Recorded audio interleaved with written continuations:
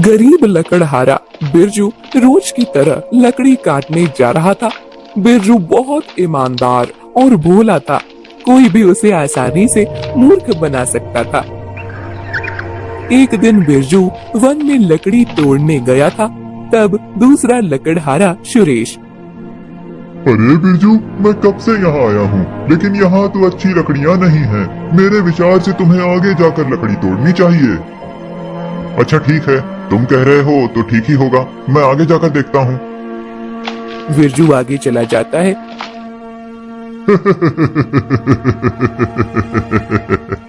कैसा मूर्ख है ये बिरजू, इसे तो कुछ भी कहो मान लेता है। चलो अब मैं यहाँ की सारी लकड़ियाँ काट लेता हूँ। बिरजू आगे चला आता है, लेकिन उसे काटने लायक पेड़ नहीं दिखता है। फिर अरे यहाँ तो कोई अच्छा पेड़ नहीं है, सुरेश को जाकर बताना होगा। बिरजू वापस आता है, लेकिन तब तक सुरेश लकड़ी काट कर चला गया था। बिरजू घर वापस आता है। घर आने के बाद उसकी पत्नी आ गए फिर से हाथ हिलाते हुए। अरे आज तो अच्छी लकड़ी ही नहीं मिली। सुरेश ने कहा कि आगे अच्छी लकड़ियाँ मिलेंगी, परंतु वहाँ गया तो एक भी ढंग का पेड़ नहीं मिला काटने के लिए। उसने उल्लू बनाया है आपको, वो तो कब का आ गया लकड़ी काट कर। अरे वो मुझे उल्लू क्यों बनाएगा, उसे शायद पता नहीं होगा। हे भगवान, क्या करूं मैं इस आदमी के भोलेपन का। कोई भी आकर इन्हें मूर्ख बनाकर जाता है। अगले दिन बिरजू खाना लेकर लकड़ी काटने जा रहा था। तभी उसे रास्ते में एक भिखारी बैठा हुआ दिखाई देता है। भाई 8 दिन से भूखा हूँ, कुछ खाने को दे दो भाई। आज यदि खाना नहीं खाया तो मैं मर जाऊंगा। अरे अरे ऐसा मत कहो, मैं दोपहर में खाना खाने वाला था, परंतु तुम्हें इसकी ज्यादा आवश्यकता है, ये लो। बिरजू उसे अपना खाना दे देता है। भिखारी उसे दुआ देता है और बिरजू आगे चला जाता है। ऐसे ही एक दिन बिरजू लकड़ियां तोड़ने निकल रहा था। तब सुनिए जी, अब घर में खाने के लिए कुछ भी नहीं बचा है। आज तो कुछ भी करके आपको लकड़ियां तोड़कर लानी ही होगी। आज यदि आप लकड़ियां तोड़कर नहीं लाए तो हमें आगे दिन गुजारना मुश्किल हो जाएगा। अरे हाँ हाँ, तुम चिंता मत करो, आज मैं कुछ भी करके लकड़ियां तो तोड़ कर लाऊंगा। बिरजू लकड़ियां तोड़ने वन में जाता है। आज तो कुछ भी करके लकड़ियां तोड़कर बेचनी ही पड़ेंगी। बिजली वैसे भी तो किसी चीज की मांग नहीं करती, बेचारी जितना है उसी में सुखी रहने का प्रयत्न करती है, परंतु अब मैं उसे भूखा नहीं रख सकता। चलो लकड़ियां तोड़ लेता हूँ, इससे पहले कि कोई दूसरा आकर तोड़ ले जाए। बिरजू लकड़ियां तोड़ लेता है और उसकी गड्डी बनाकर बेचने के लिए जाने लगता है। तभी वो देखता है कि एक गाय धूप और गर्मी के कारण हाँफ रही थी। उसे देखकर, अरे ये तो हाँफ रही है, लगता है बेचारी को बहुत प्यास लगी है। पहले से पानी पिला देता हूँ, बाद में लकड़ी बेचने चला जाऊंगा। बिरजू अपने पास जो पानी था वो उस गाय को पिला देता है। फिर बिरजू चलते हुए वन से बाहर आता है। धूप के कारण वो भी बहुत थक जाता है। फिर कितनी कड़क धूप है, मैं तो अभी थक गया हूँ। मैंने पानी भी गाय को पिला दिया, अब मैं क्या करूँ? हाँ, नदी पर जाकर पानी पी लेता हूँ, फिर बाजार में जाऊंगा। बिरजू नदी के पास आता है। वो नदी का पानी पीने ही लगता है कि तभी उसे आवाज आती है, बचाओ बचाओ। बिरजू देखता है कि बल्लू नाम का एक ग्वाला नदी के बीचों बीच डूब रहा था। अरे ये तो बल्लू है, ये तो डूब रहा है, इसे बचाना होगा, पर कैसे बचाऊं? मुझे तो तैरना नहीं आता, क्या करूं क्या करूं? हाँ, ये लकड़ियां पानी में फेंकता हूँ, लकड़ियां तो पानी पर तैरती हैं, बल्लू लकड़ी को पकड़कर पानी के बाहर आ सकता है। बिरजू एक एक करके लकड़ियां नदी के पानी में छोड़ने लगता है। बल्लू के पास लकड़ियां पहुंचती है और बल्लू लकड़ियों के सहारे पानी के बाहर आता है। बाहर आने के बाद, बिरजू तुम्हारा बहुत बहुत धन्यवाद, यदि आज तुम समय पर नहीं आते तो मैं नदी में डूब ही जाता। अरे ये तो मेरा कर्तव्य है, मेरे सामने तुम डूब रहे थे और मैं तुम्हें बचाने का प्रयत्न भी न करूं तो फिर मेरे मनुष्य होने का क्या फायदा। तुमने मुझे बचा लिया परंतु तुम्हारी सारी लकड़ियां पानी में बह गईं। अब तुम क्या करोगे? हाँ, मैं भी वही सोच रहा हूँ। आज मुझे किसी भी प्रकार से लकड़ियां बेच कर आनी थी। घर में बिल्कुल भी खाना नहीं बचा है। बिजली ने तो मुझे कहा था कि लकड़ियां बेच कर ही आना। तो अब क्या करोगे?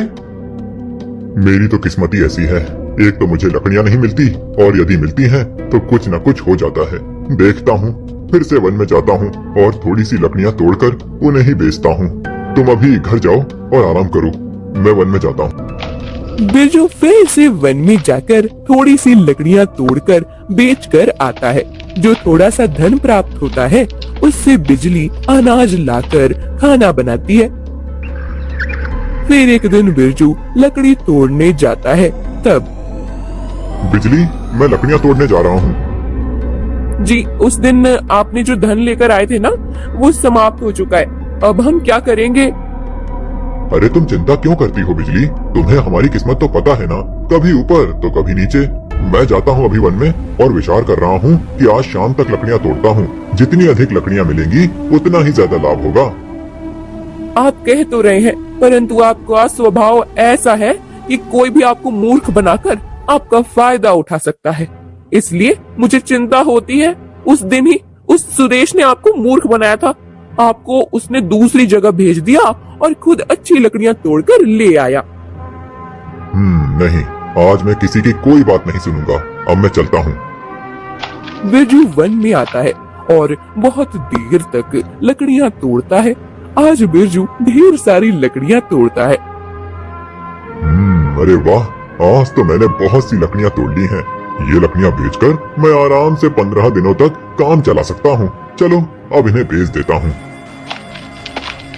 बिरजू तोड़ी हुई लकड़ियां बांधकर जाने लगता है। कुछ देर के बाद उसे वन में एक ऋषि मिलते हैं।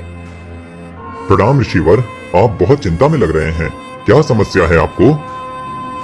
लकड़हारे, आज मैंने आश्रम में एक बहुत बड़े यज्ञ का आयोजन किया है। बहुत सारे ऋषि आने वाले हैं, उन सबके भोजन का प्रबंध करना है, परंतु मेरी कुटिया में चूल्हा जलाने के लिए पर्याप्त लकड़ी नहीं है। मेरी पत्नी और मेरे कुछ शिष्य भोजन बनाने के लिए लकड़ियों की प्रतीक्षा कर रहे हैं। समझ नहीं आ रहा है कि इतनी सारी लकड़ियों की व्यवस्था कैसे करूं। ऋषिवर, आप चिंता क्यों कर रहे हैं? ये लीजिए, आप ये सारी लकड़ियां रख लीजिए। आपकी पत्नी को ये भोजन बनाने के लिए चूल्हे जलाने के काम आएंगी। तुम सत्य कह रहे हो पुत्र? हाँ ऋषिवर, मैं स्वयं ये सारी लकड़ियां आपके आश्रम ले आता हूँ। बिरजू सारी लकड़ियां ऋषिवर के आश्रम में पहुंचा देता है। पुत्र, मेरे पास तुम्हें देने के लिए धन नहीं है। नहीं, ये आप क्या कह रहे हैं ऋषिवर? मैं आपसे धन कैसे ले सकता हूँ? आपकी सेवा करना तो मेरा सौभाग्य है। मैं किसी प्रकार से आपके काम आया, यही मेरे लिए बहुत है। परंतु पुत्र, लकड़हारा यदि लकड़ी नहीं बेचेगा तो उसे धन की प्राप्ति कैसे होगी? वो तो किस्मत की बात है ऋषिवर, और आज तक कभी मेरी किस्मत ने मेरा साथ नहीं दिया है। मैं उस दिन की प्रतीक्षा कर रहा हूँ जिस दिन मेरी किस्मत मुझ पर कृपा करे और मैं अधिक धन कमा सकूं। वो दिन शीघ्र ही आएगा पुत्र, मेरा आशीर्वाद है तुम्हें। बिरजू ऋषि से आशीर्वाद लेकर अपने घर लौटने लगता है। तभी उसे दो लोगों की बातें सुनाई देती हैं। सुनो, कल पूर्णिमा की रात है।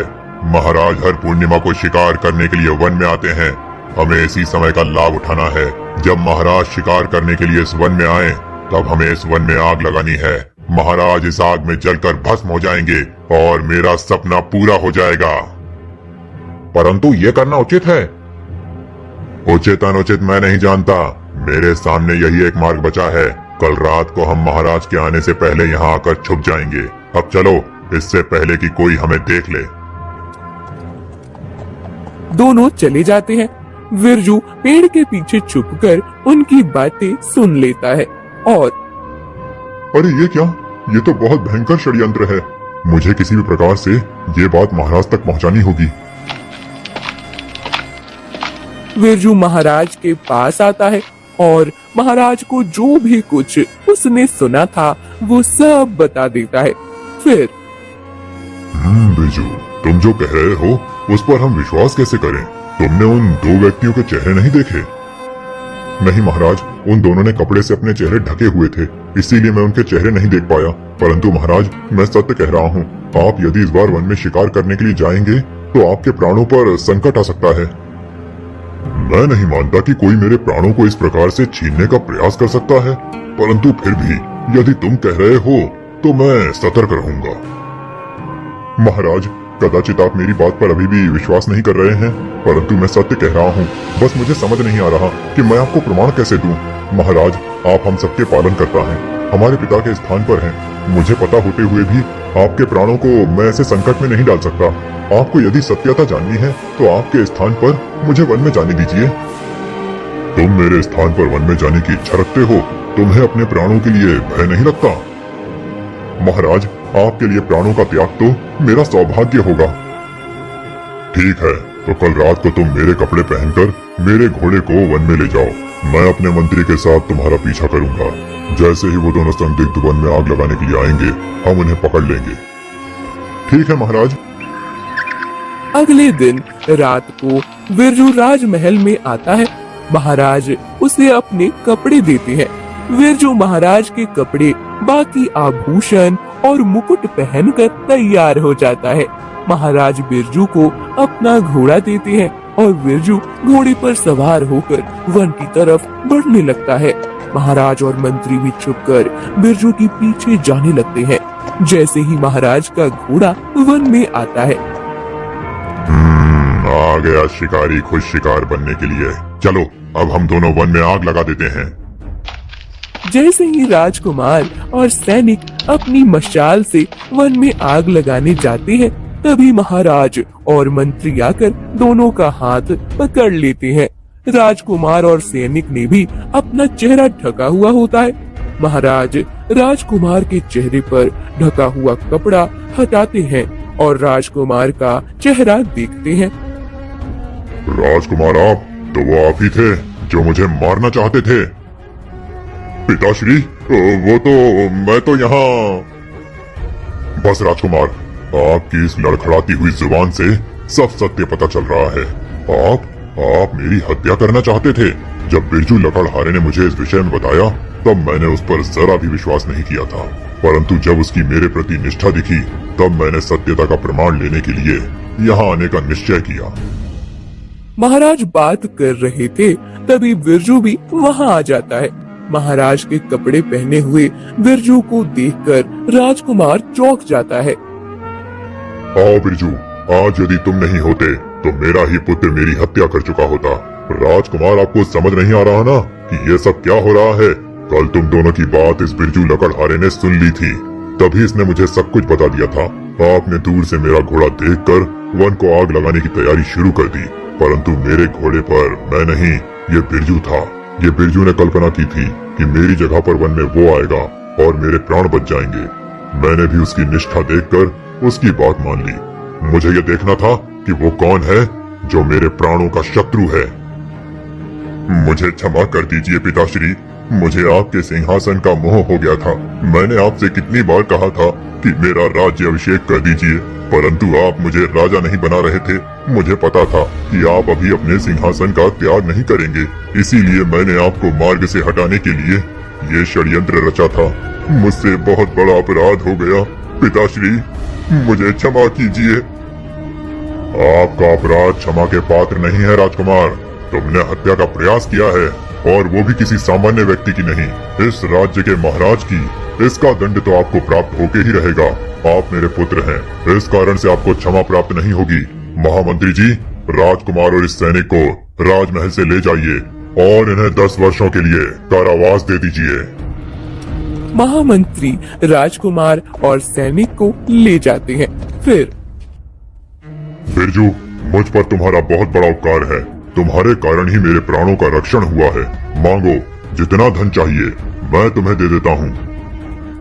नहीं महाराज, मैंने यदि आपसे ही धन ले लिया तो मुझे उस धन का कोई मूल्य नहीं रहेगा। मैं तो श्रम करके ही धन अर्जित करना चाहता हूँ। यदि मैंने आपका धन ले लिया तो मैं उस मुफ्त के धन को संजो के नहीं रख सकता। तुम सत्य में ईमानदार हो बिरजू। एक राजा से जितना चाहें उतना धन प्राप्त कर सकते हो, पूरे जीवन बिना श्रम किए जी सकते हो, परंतु तुम ये नहीं चाहते। ठीक है, तुम्हें मुझसे धन नहीं चाहिए, ये उचित है। आज से तुम इस वन के स्वामी हो। आज से तुम इस वन से लकड़ी तोड़कर ले जाओ। ये वन बहुत बड़ा है और बहुत घना है। इस वन में कई ऐसे वृक्ष हैं जिनकी लकड़ी का तुम्हें ज्यादा मूल्य प्राप्त हो सकता है। आपकी कृपा महाराज, मैं यहीं से लकड़ी काटूंगा और श्रम और ईमानदारी से धन अर्जित करूंगा। कदाचित मेरी किस्मत बदलने का समय आ गया है।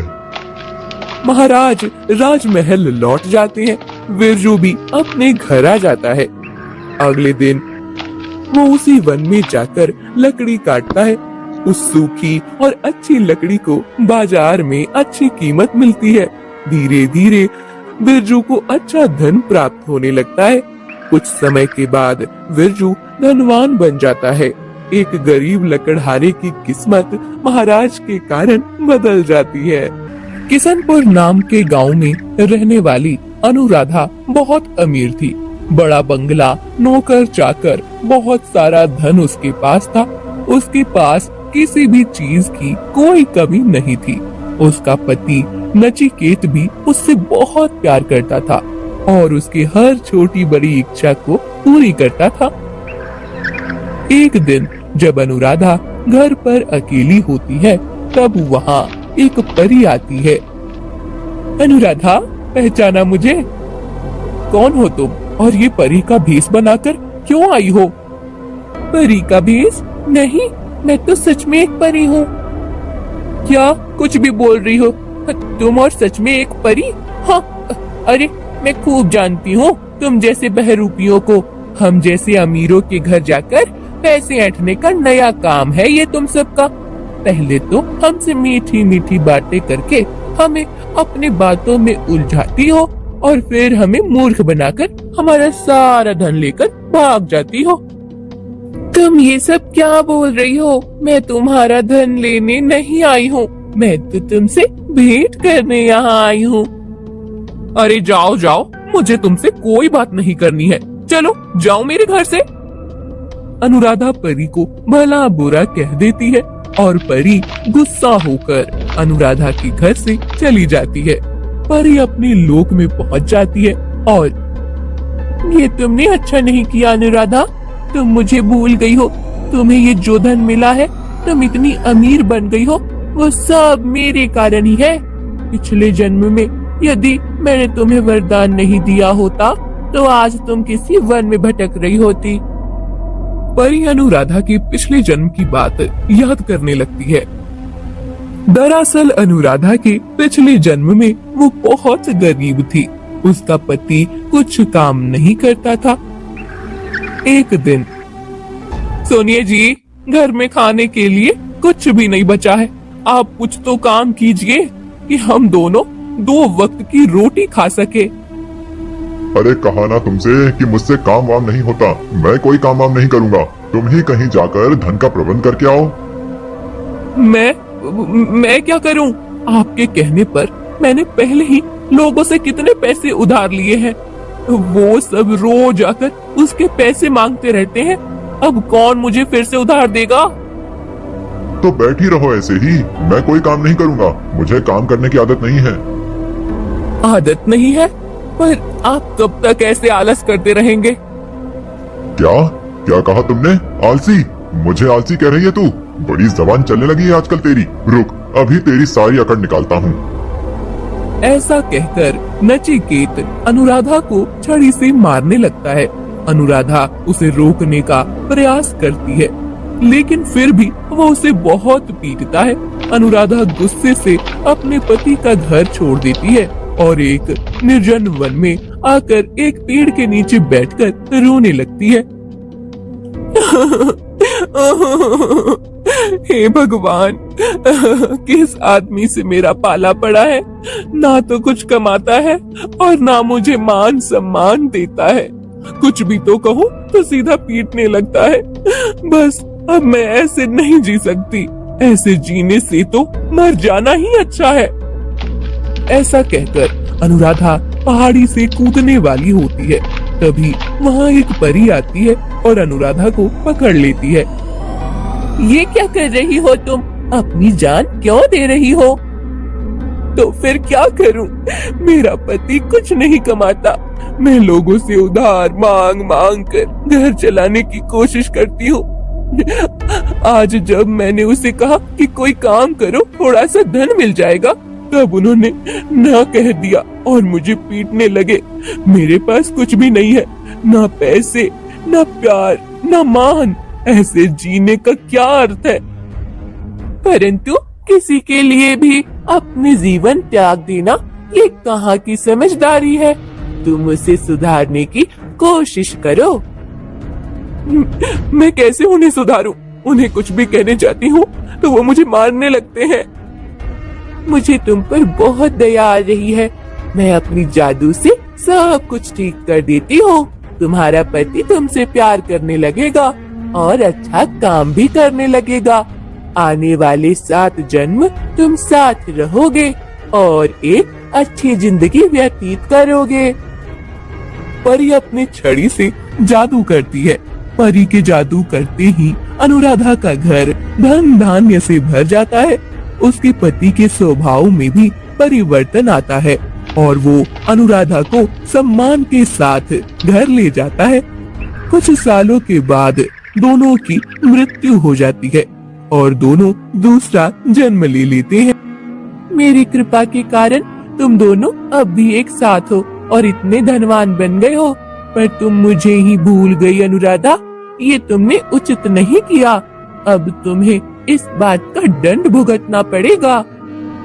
ऐसा कहकर परी अपनी छड़ी फिर से हवा में घुमाती है। उसके ऐसे करते ही नचिकेत का स्वभाव फिर से पहले जन्म जैसा बन जाता है। वो काम करना छोड़कर घर में रहने लगता है। उसे जुआ खेलने की लत लग जाती है। एक दिन, अनुराधा, मुझे तिजोरी की चाबियां दे दो, मुझे कुछ पैसे चाहिए। अरे कल ही तो आप कितने सारे पैसे लेकर गए थे, अब आज फिर चाहिए? अब तू मुझे सिखाएगी कि क्या करना है और क्या नहीं। नहीं नहीं, अब मैं बस आपको पूछ रही थी। कोई जरूरत नहीं है मुझे पूछने की। मैंने कहा चाबियां दे दो, बस। अरे पर आजकल आप कोई काम भी नहीं करते। आप ऐसे ही जुए में पैसे उड़ाते रहे तो एक दिन हमें घर के खर्चे करना मुश्किल हो जाएगा। बात की बाद में देखेंगे, अभी जो मैं बता रहा हूँ वो करो। अनुराधा और कुछ कह नहीं पाती और नचिकेत को पैसे दे देती है। उस दिन भी नचिकेत जुए में पैसे हार जाता है। अगले दिन फिर से वो अनुराधा के पास तिजोरी की चाबियां मांगता है। नहीं, आप कल ही बहुत से पैसे लेकर गए थे जो आप जुए में हार कर आए हैं। मैं अब आपको चाबियां नहीं दूंगी। जुए में उड़ाने के लिए मेरे पास पैसे नहीं है। क्या तू फिर से जुबान चलाने लगी? रुक, अभी तुझे मजा चखाता हूँ। नचिकेत अनुराधा के पास से चाबियां छीन लेता है और बहुत से पैसे लेकर चला जाता है। एक एक करके वो घर के सारे पैसे और अनुराधा की सारी गहने जुए में लुटा देता है। उसे जुए की इतनी लत लग गई हुई थी कि वो अपनी हवेली भी एक साहूकार के पास गिरवी रख देता है। एक दिन, अनुराधा क्या हुआ? आजकल तुम इतनी उदास क्यों रहती हो? पहले की तरह सबसे आकर मिलती भी नहीं। क्या बताऊं रेवती, पता नहीं अचानक से इन्हें क्या हो गया है। बात बात पर गुस्सा करते हैं, तिजोरी से रोज पैसे लेकर जाते हैं। हाँ, मैंने भी सुना है कि नचिकेत भैया को जुए की लत लगी है। हाँ, इसी लत के चलते उन्होंने घर के सारे धन और मेरे गहनों को फूंक दिया है। यहाँ तक कि अब उन्होंने हमारी हवेली को गिरवी रख दिया है। क्या? यदि ऐसा है तो अब तुम दोनों रहोगे कहाँ? पता नहीं रेवती, नचिकेत के स्वभाव में इतना बदलाव हुआ है कि मुझे तो समझ ही नहीं आ रहा है कि ये वही नचिकेत है या कोई और। सब ठीक हो जाएगा, तुम चिंता मत करो। कुछ दिन बीत जाते हैं। नचिकेत साहूकार को कर्जे के पैसे नहीं चुका पाता और साहूकार हवेली पर अपना कब्जा कर लेता है। दोनों को वो घर छोड़ना पड़ता है।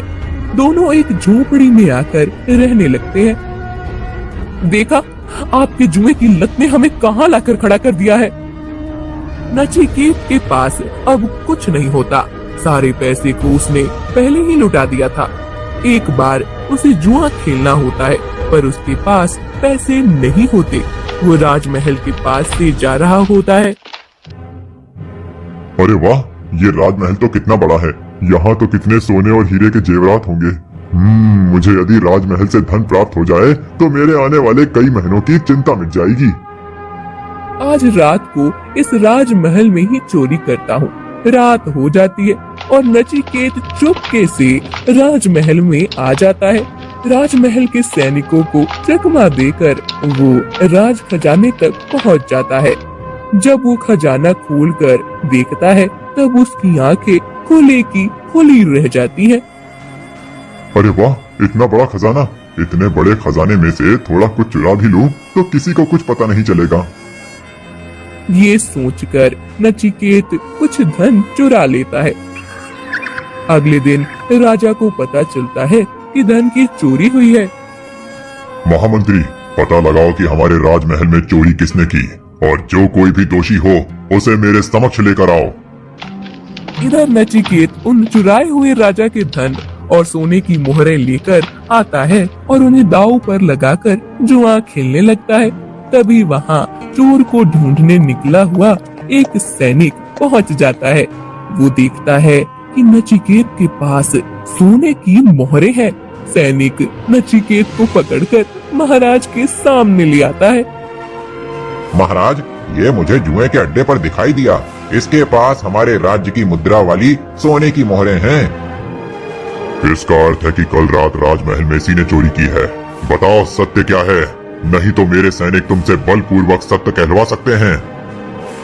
नहीं महाराज, मैंने चोरी नहीं की है। यह सैनिक असत्य बोल रहा है। महाराज, ये देखिए मोहरें इसके पास ही थीं, जिन्हें दांव पर लगाकर नचिकेत जुआ खेल रहा था। सैनिक महाराज को सोने की मोहराएं दिखाता है। नचिकेत, सत्य बताओ, अन्यथा मैं सैनिकों को आदेश दूंगा कि तुम्हें 100 कोड़े मारकर तुमसे सत्य उगलवाएं। कोड़े का नाम सुनकर नचिकेत डर जाता है। महाराज, मैंने ही रात को राजमहल में चोरी की थी।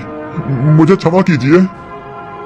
चोरी करते हो और क्षमा मांग रहे हो? राजमहल में चोरी करते हुए तुम्हें जरा भी भय नहीं लगा? भय तो लगा महाराज, परंतु मुझे धन की बहुत आवश्यकता थी, इसीलिए चोरी करना पड़ी। असत्य बोल रहे हो तुम फिर से। यदि तुम्हें धन की इतनी ही आवश्यकता होती तो तुम कुछ काम करते, काम करके धन प्राप्त करने का प्रयास करते। तुम्हें जुए की बुरी लत लगी है, जिस कारण से तुमने चोरी जैसा अपराध किया है। महामंत्री, इस चोर को बंदी बनाकर कारागार में डाल दीजिए और हमारे राज्य में जितने भी जुए के अड्डे हैं सबको नष्ट कर दीजिए। मैं नहीं चाहता कि हमारे राज्य में फिर से कोई किसी बुरे काम के कारण चोरी जैसा अपराध करे। महाराज की आज्ञा के अनुसार नचिकेत को कारागार में बंद कर दिया जाता है। ये बात अनुराधा तक पहुंचती है। उसे बहुत दुख होता है। उसे समझ ही नहीं आ रहा था कि आखिर अचानक सब बदल क्यों रहा है। वो महाराज से मिलने राजमहल आने लगती है। तभी उसे एक साधु मिलते हैं। क्या हुआ पुत्री, तुम ऐसे शीघ्रता से कहाँ जा रही हो? बाबा, मेरे पति को चोरी के अपराध में महाराज ने बंदी बनाया है। मैं महाराज से उन्हें छुड़ाने की मांग करने जा रही हूँ बाबा। पुत्री, यदि तुम्हारे पति ने अपराध किया है तो उसे दंड भुगतने दो। जब वो दंड भुगतेगा तभी उस अपराध से दूर जा पाएगा। अन्यथा उसे दंड के बिना ऐसे ही छोड़ दिया तो वो अगली बार और भी बड़ा अपराध करने का विचार कर सकता है। जानती हूँ बाबा, परंतु वो पहले से ऐसे नहीं है। वो मुझसे बहुत प्रेम करते थे, काम करते थे, अच्छा धन कमाते थे, हमारी बड़ी हवेली थी। परंतु पता नहीं अचानक क्या हुआ और इन्हें जुए की लत लग गई। उस लत के कारण उन्हीं ने घर का सारा धन, आभूषण और यहाँ तक कि हमारी हवेली भी दांव पर लगा दी। मेरे इतने अच्छे पति के मन में अचानक ये जुए का प्रभाव किस प्रकार हो गया, यही सोचकर मैं परेशान हो रही हूँ। तुम्हारे चेहरे को देखकर मैं ये बता सकता हूँ पुत्री कि आखिर क्या हुआ है। बताइए ना बाबा, क्या हुआ है? क्यों मेरे साथ इतना अनुचित घट रहा है? ये बताओ पुत्री कि कुछ दिनों पहले तुम्हें एक परी मिलने आई थी। हाँ बाबा, परंतु वो कहाँ असली परी थी। वो तो परी का भेष धारण किए हुए कोई सामान्य लड़की ही थी। नहीं, तुमने उसे पहचाना नहीं। तुम अपने धनवान होने के अभिमान में इतनी अंधी हो गई थी कि तुम ये भूल गई थी कि पिछले जन्म में उस परी के कारण ही तुम धनवान बनी थी। इस जन्म में भी जो तुम्हें धन और दौलत प्राप्त हुआ था वो उस परी के कारण ही था। क्या? अब मुझे कुछ समझ नहीं आ रहा है बाबा, कि आप क्या कह रहे हैं। फिर साधु अपनी शक्ति से अनुराधा को पिछले जन्म की सारी बातें याद दिलाते हैं। मुझे याद आ गया बाबा कि किस प्रकार पिछले जन्म में मैं अपने प्राण त्यागने जा रही थी। तब उस परी ने ही मेरे प्राणों की रक्षा करके मुझे संपत्ति और सम्मान प्राप्त करने दिया था। हाँ, और उसी परी का तुमने अपमान करके उसे घर से बाहर निकाल दिया। उसी के कारण परी ने क्रोध में आकर तुमसे तुम्हारा सब कुछ छीन लिया है पुत्री। मुझसे बहुत बड़ी गलती हो गई बाबा। अब आप ही बताइए कि मैं इस गलती को कैसे सुधारूं, कैसे मैं उस परी से क्षमा मांगू। पुत्री, पिछले जन्म में तुम्हें जिस पेड़ के नीचे परी मिली थी, तुम वहीं जाओ। वहाँ जाकर परी की शरण ले लो। परी क्रोध त्याग देगी और तुमसे प्रसन्न हो जाएगी। साधु की बात सुनकर अनुराधा बहुत दूर चलकर आती है और उस निर्जल वन में पहुंच जाती है। वहां जाकर अनुराधा उस पेड़ के नीचे खड़ी हो जाती है, फिर हाथ जोड़कर, हे परी रानी, मुझे क्षमा कर दो। मैंने तुम्हें पहचाना नहीं और तुम्हारा अपमान कर दिया। मुझसे बहुत बड़ा अपराध हो गया है, परंतु मैं अब तुम्हारी शरण में आई हूँ। कृपया मुझे क्षमा कर दो। जब तक तुम मुझसे मिलने नहीं आओगी, मैं यहीं खड़ी रहूंगी और अपने अपराध का प्रायश्चित करूंगी। अनुराधा वहीं खड़ी हो जाती है। 3 दिन अनुराधा वहाँ बिना कुछ खाए पिए खड़ी रहती है। उसकी ये निष्ठा देखकर परी प्रसन्न हो जाती है और अनुराधा के सामने आ जाती है। आंखें खोलो अनुराधा, मैं आ गई हूँ। मुझे क्षमा करो परी, मुझसे बहुत बड़ी भूल हो गई। उस दिन मैंने तुम्हें कितना कुछ कह दिया और तुम्हारा अपमान किया। जिस धन का मैं इतना गर्व कर रही थी, वो सब तुमने ही मुझे दिया हुआ है। ये बात मेरे स्मरण में ही नहीं आई। हाँ, और इसलिए तुम्हें ये समझाने के लिए कि धन का हमें कभी भी गर्व नहीं करना चाहिए। धन सदा हमारे साथ नहीं रहता। हाँ, मैं अब समझ चुकी हूँ, परंतु परी, मेरे पति, उन्हें मुक्त करना है मुझे। मेरी सहायता करो। चिंता मत करो अनुराधा, उसकी मति मैंने ही भ्रष्ट की थी। मैं फिर से सब ठीक कर देती हूँ। जब तक तुम घर पहुँचोगी, तुम्हारा पति और तुम्हारा खोया हुआ सब कुछ वापस आ जाएगा। परंतु स्मरण रहे, फिर कभी अपने धन पर गर्व मत करना। धन्यवाद परी, मैं तुम्हारी इस बात को सदा स्मरण रखूंगी। परी लुप्त हो जाती है। अनुराधा जल्दी जल्दी अपने घर की ओर चलने लगती है। वो जब घर पहुंचती है, तब देखती है कि उसका पति उसका इंतजार कर रहा है और उसकी हवेली उसे फिर से मिल गई है। परी अपने अपमान का प्रतिशोध ले लेती है और अनुराधा को माफ करके उसे सब कुछ वापस